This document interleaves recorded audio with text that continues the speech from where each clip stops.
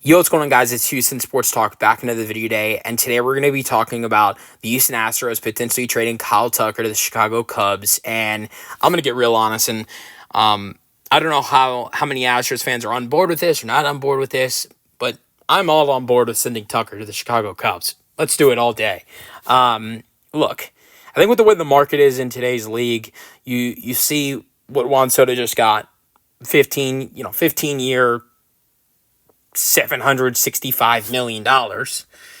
You look at what Shohei got last offseason with his huge contract and how crazy the market is getting in baseball.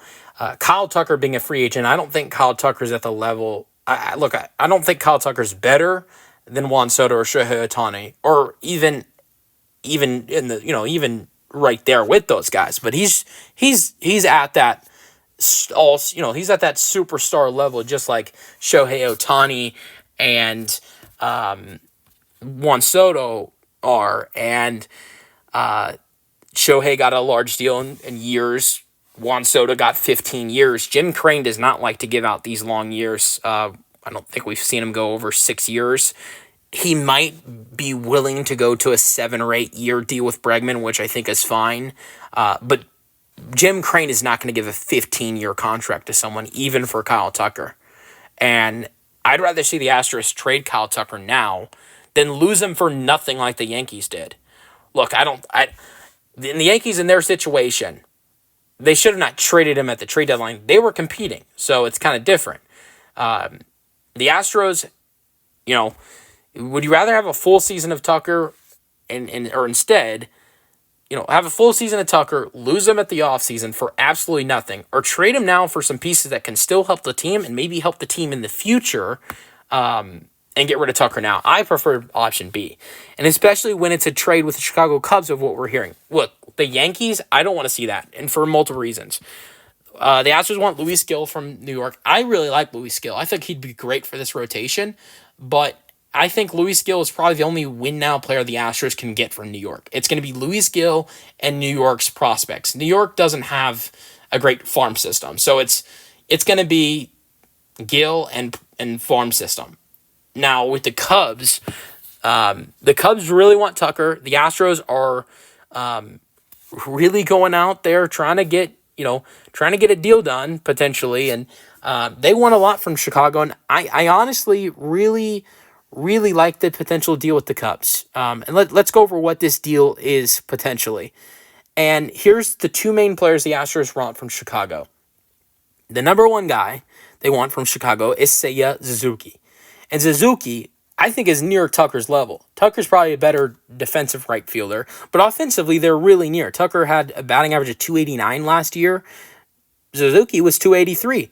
Suzuki in 132 games had 27 doubles, 6 triples, 21 home runs, 73 RBIs. Want to go to Kyle Tucker. Kyle Tucker, in a total of 78 games, he had 23 home runs, 49 RBIs, and he had a batting average of 289.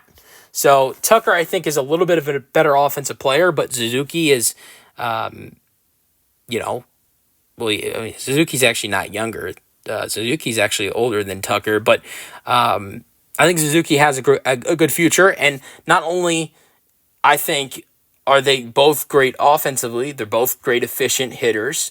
Tucker has a little bit more power than Suzuki as a home run hitter, but Suzuki has way more control than Tucker. I think Suzuki, the Astros have like 2 or 3 years of team control compared to only one with Tucker.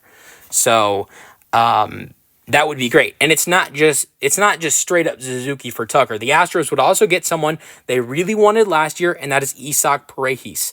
And here's the great thing about this. Isaac Paredes can play third base and first base and second base. So if you re-sign Bregman, most likely Paredes will come in and be the new first baseman. But if Bregman leaves, he can be the Bregman replacement. Also, God forbid, if anything happens to number 27, God forbid, Jose Altuve misses some time. We've seen that throughout the season from time to time where he has to miss a couple of weeks or maybe just a couple of days. Isak could play second base if you need him to.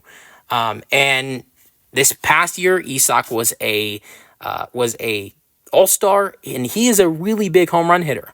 He played 153 games this past year, had 19 home runs, 80 RBIs, batting average of 238. More importantly, in 2023, 143 games, he had 31 home runs, 98 RBIs, batting average of 250. I think this is the type of guy the Astros want to bring in, and it's way better than any of the first baseman options the Astros have now. And it's not just Isaac Paredes and Seiya Suzuki. It's not just those two guys. I think just to have those two guys compared to Tucker, when both guys have multiple years of team control compared to Tucker's one team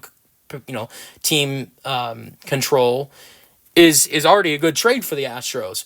But also the Astros are interested in getting one of the most recent Cubs first round picks. The Astros also would like either third baseman Cam Smith, who was a first round pick, or shortstop Matt Shaw. So not only do you get the two good bats who have both good power and pretty good defense, and Suzuki and Paredes for Tucker, but you also get a big time prospect, whether that's a shortstop or a third baseman. So I think this is a great trade for the Astros. I think you either make a deal with the Cubs or you don't make a deal at all. That is what I'm ultimately thinking. I think it's either do a trade with the Cubs where you get Suzuki or Paredes, just Suzuki and Paredes, maybe a prospect with those two, and get rid of Tucker, or just keep Kyle at this point is what I'm thinking.